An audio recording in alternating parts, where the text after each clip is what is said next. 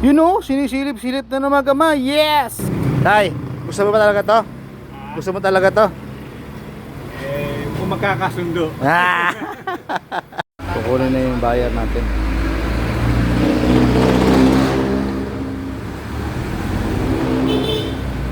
May pa bang lumay yan?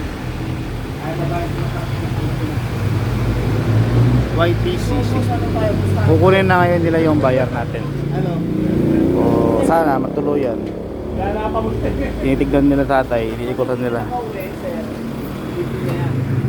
Tay, gusto mo ba talaga to? Gusto mo talaga to? Kung magkakasundo. Ah!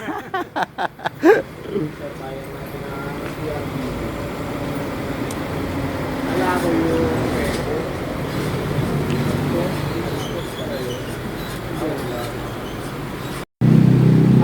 hindi naman. Hindi naman. Meron lang kami ng una. Hindi, magandang owner eh. Ah, oo. Tangat ng owner. Isadong mainit. Oh, diba? Walang kalabog. Yo guys, ito na. Titesting namin yung Honda CR-V 2001 model. Client natin si tatay. Okay lang mag-video tayo, no? Oo.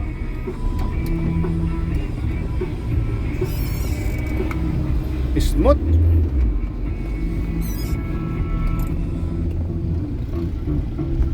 Ay, nakilaw yung ano. Dito sa likod. Ayun na, didiskartehan na ni Boy Abundance yung si tatay, yung bibili ng buyer natin ng CR-V. Sana magkatuluyan para magkabentahan, para na maganda yung araw natin ngayon.